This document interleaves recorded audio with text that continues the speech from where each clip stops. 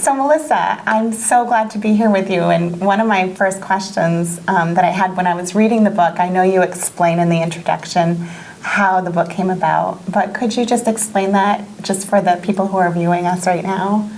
How did Perfect Pairs come about?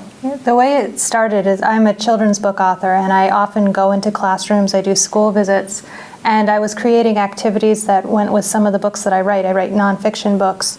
And I noticed that nonfiction, some kids really seem to gravitate toward the nonfiction books, but if I combined it with a fiction book, I was sort of reaching a whole different group of kids.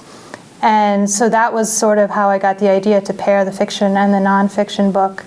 And then I met Nancy Chesley at a conference, and she was interested in what I did because she was trying to do the same thing, and she was having difficulty teaching science and literature together. That was something that a lot of teachers really wanted her to do, and she found it challenging, and she didn't see some of the ways that she liked teachers doing it. She thought they were sort of doing a disservice to the science part of it. And so we had a series of conversations over a couple of years, and eventually we decided to write the book to bring all of our ideas together. They're all life science lessons. Yes. And how did you decide what lessons to include? So our lessons started out they are all aligned to the Common Core standards and the Next Generation Science standards. So what we started out by doing is looking at what are the performance expectations in the Next Generation Science standards for K-2, and we used the life science, and also there's some earth science. Some of the earth science standards are really kind of more life sciencey. They're about, say, environments. Mm-hmm. And so we start with those performance expectations, and then we find a book pair that we can see aligning with them, and those three pieces form the heart of the lesson. Could you explain a little bit about sort of the common themes or the common framework that each lesson has? Because I noticed there were a lot of common elements to each lesson. Right. So there's a three-part investigative process that forms the central part of each lesson, and it's sort of an adapted version of the 5E model, I guess, which is pretty popular.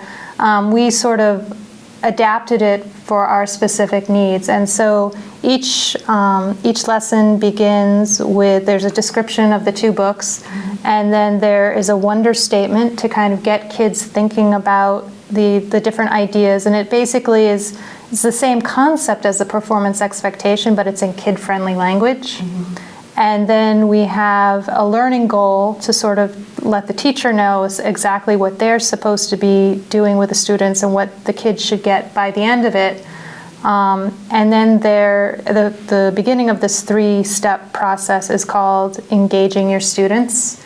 And that is just a fun activity. It could be a game, or for the younger kids, it might be drawing something, some kind of activity, just sort of to get them thinking along the lines of whatever the concept is for that lesson. Mm-hmm. And then there's a section called Exploring with Your Students, and that's where they read the books and they pull out the critical information. And in most lessons, they create data tables. And really, this is an ELA skill as well as a science skill, which is something that will make it appealing to language arts teachers as well as to science teachers.